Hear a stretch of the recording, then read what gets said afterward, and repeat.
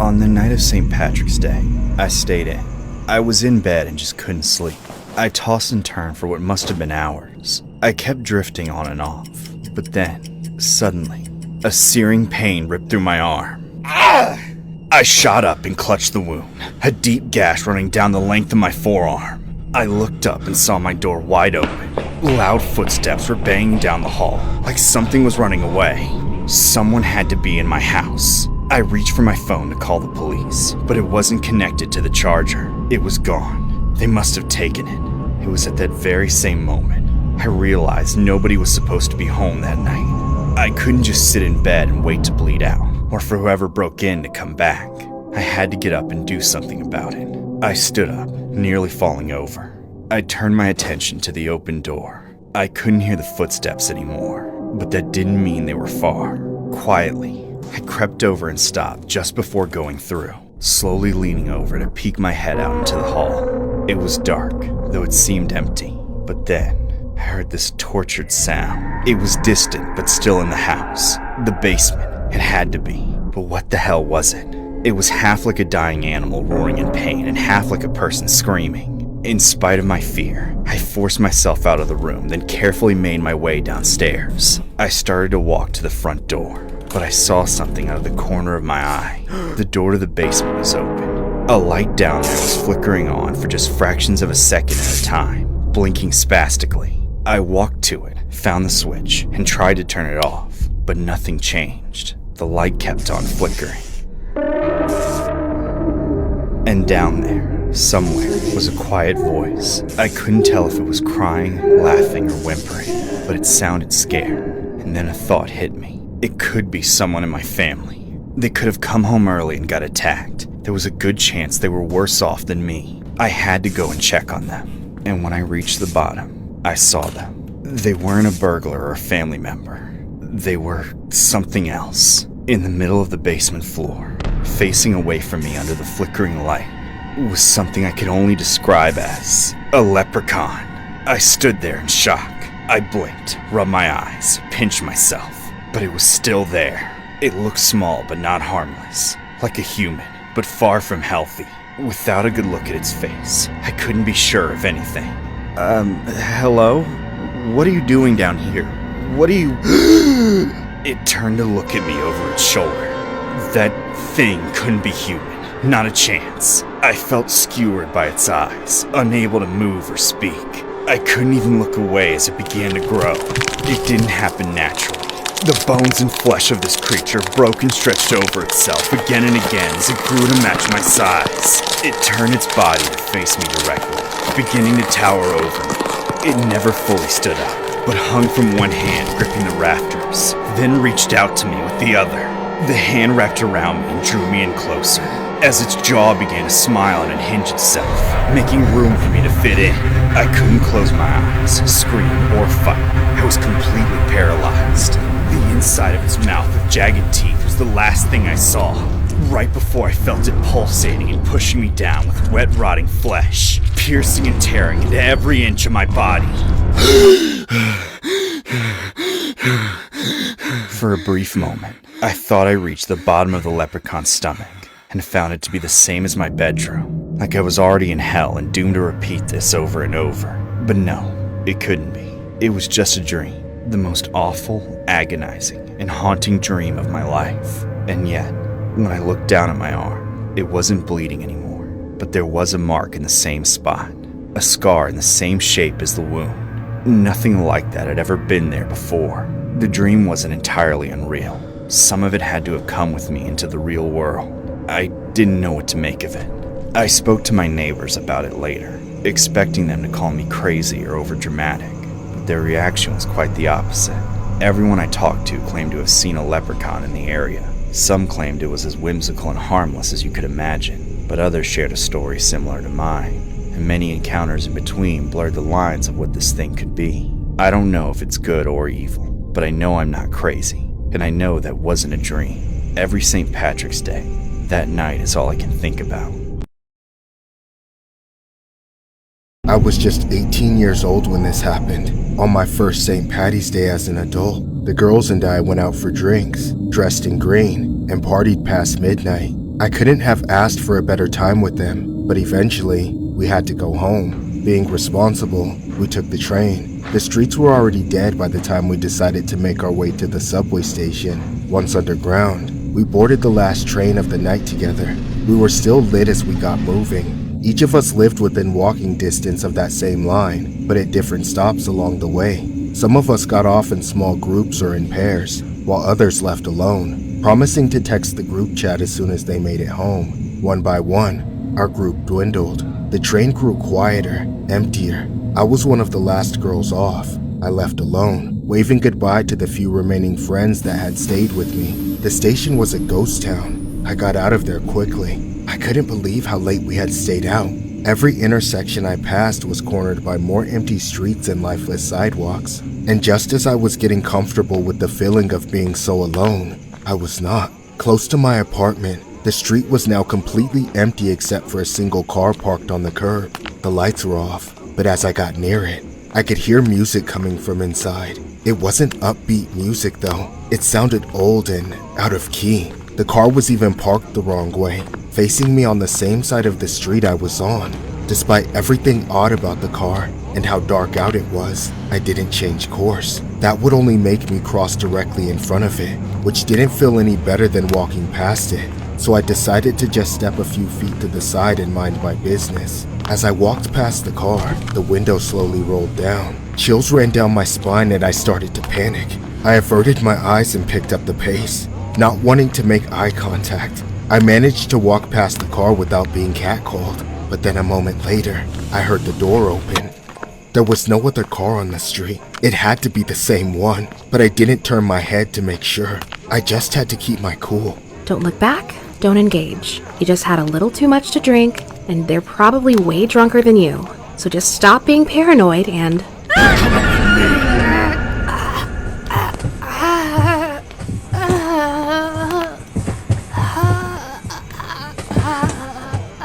If I had looked back, I would have seen how close he got and how soon he closed the gap. I just didn't expect it. I never thought people would actually be so evil. My optimism didn't help me. The man kept me silent with a vice grip around my throat and dragged me all the way back to his car. By the time he took me there, I was so close to passing out I didn't have the strength to fight back. He had already overpowered me, and in that state, there was nothing I could do.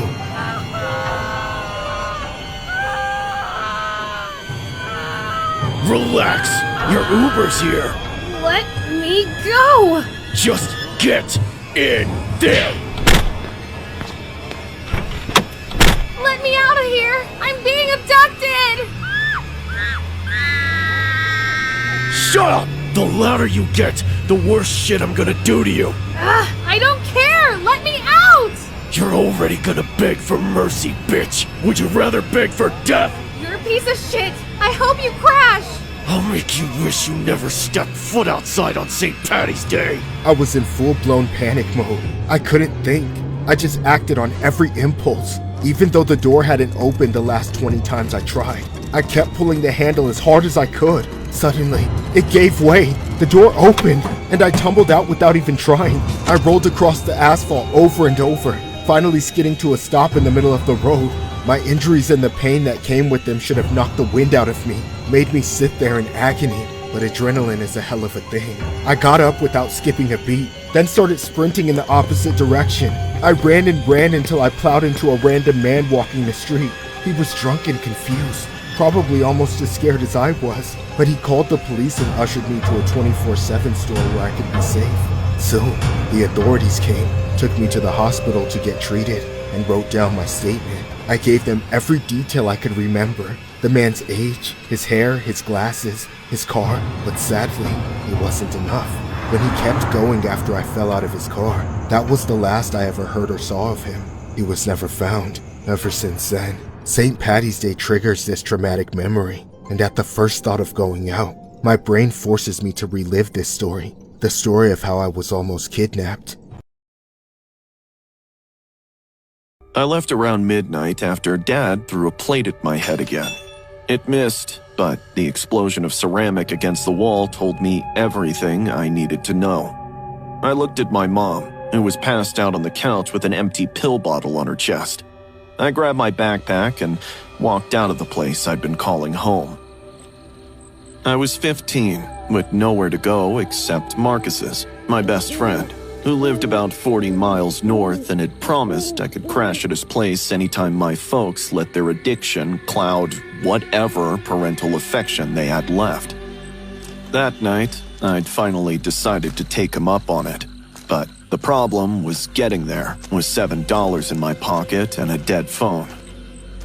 I walked for 2 hours until I hit the highway. It was one of those empty stretches where you could stand in the middle of the road and not see a single soul for 10 minutes straight.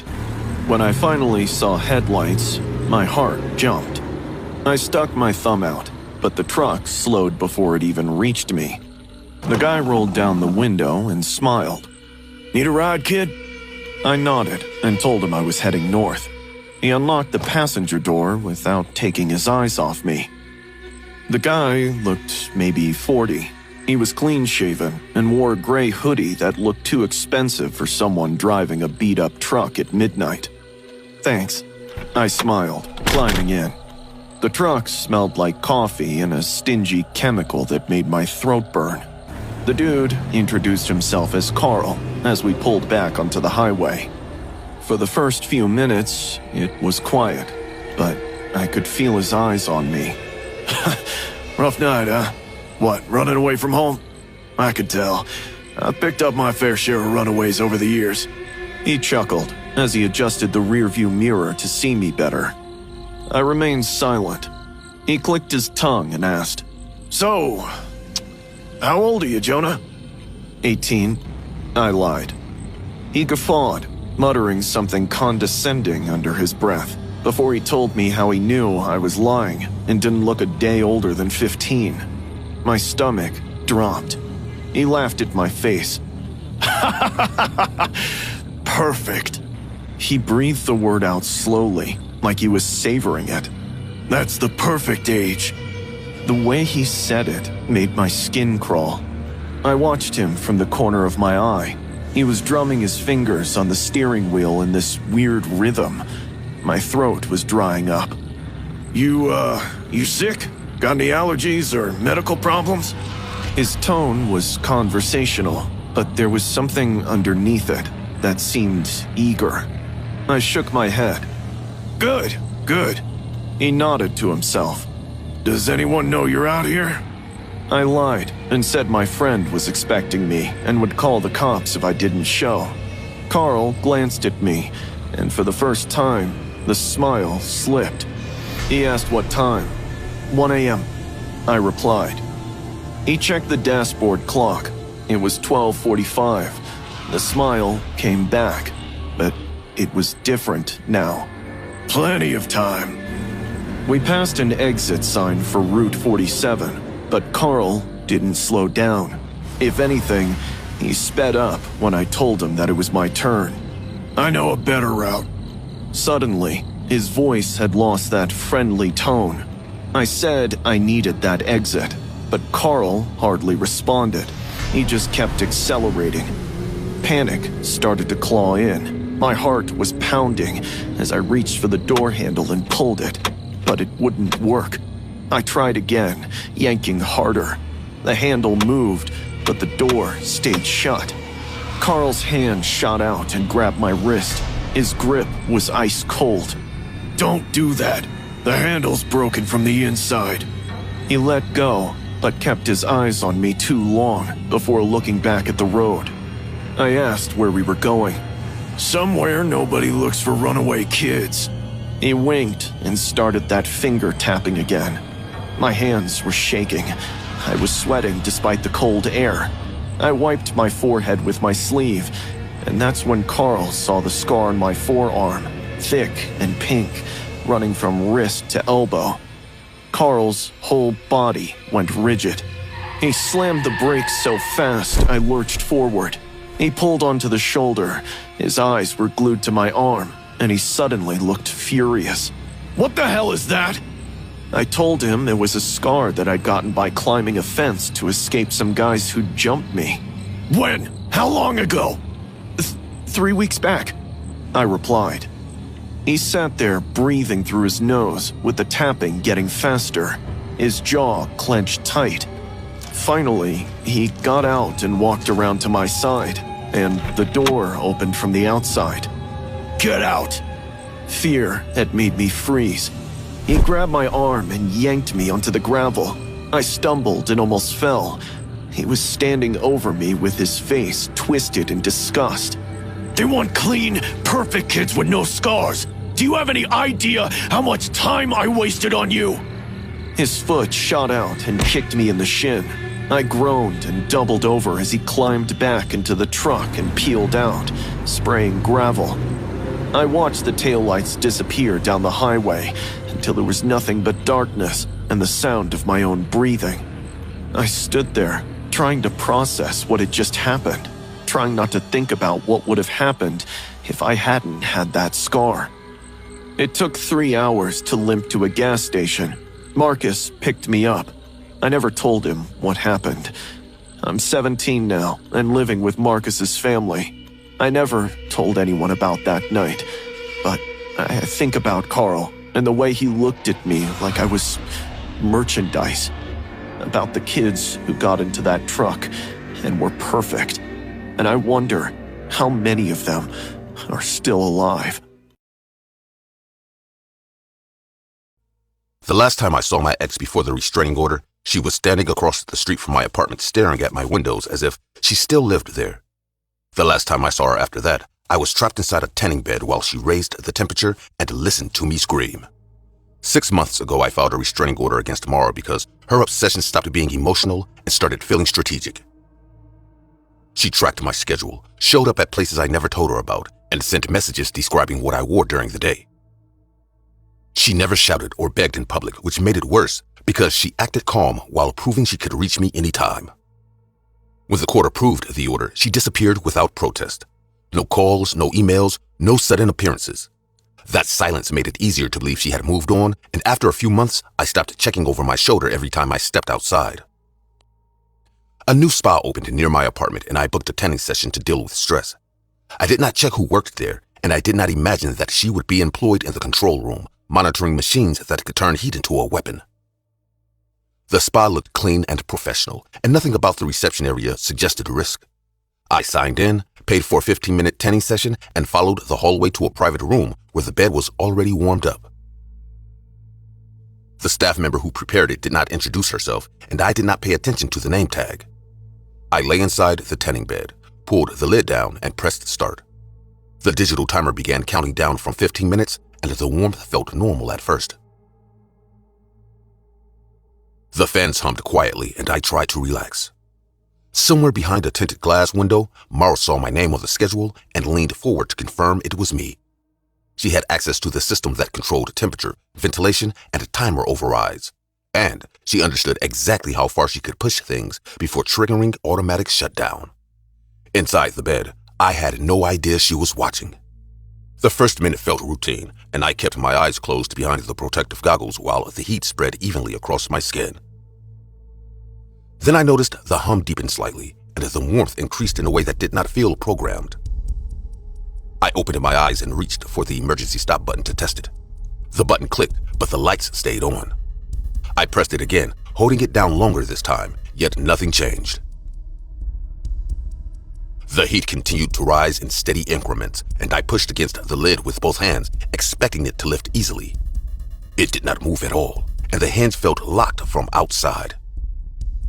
I shouted toward the door, explaining clearly that the machine was malfunctioning and that I needed assistance.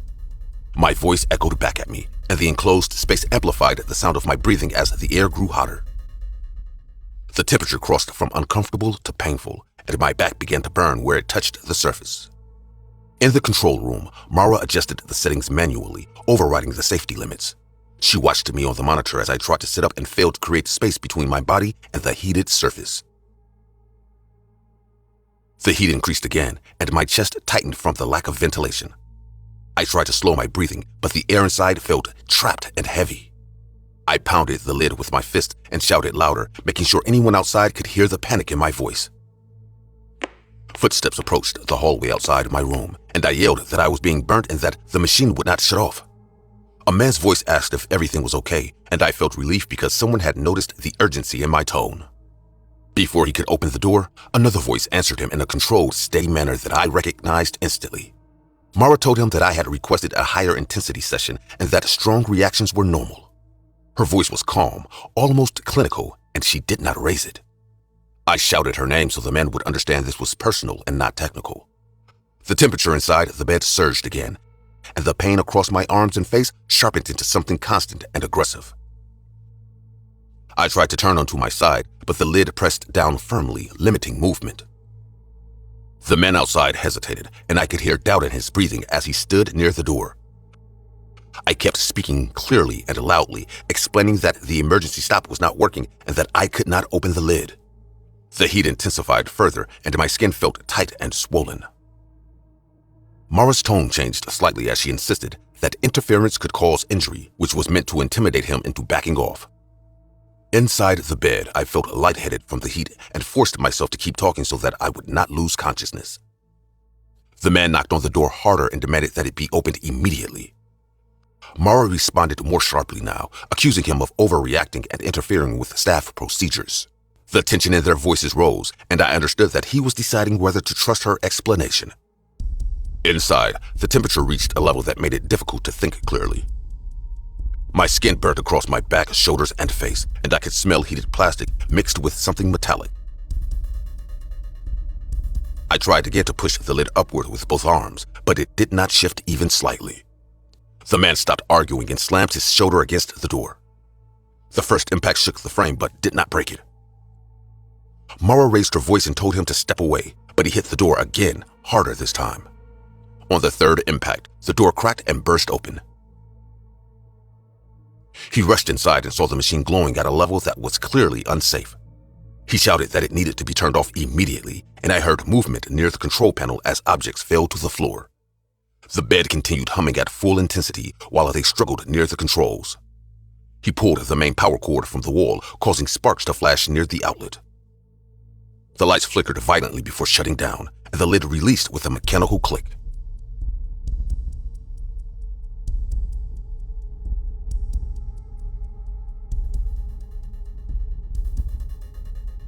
When I touched my face, the skin felt swollen and uneven under my fingers.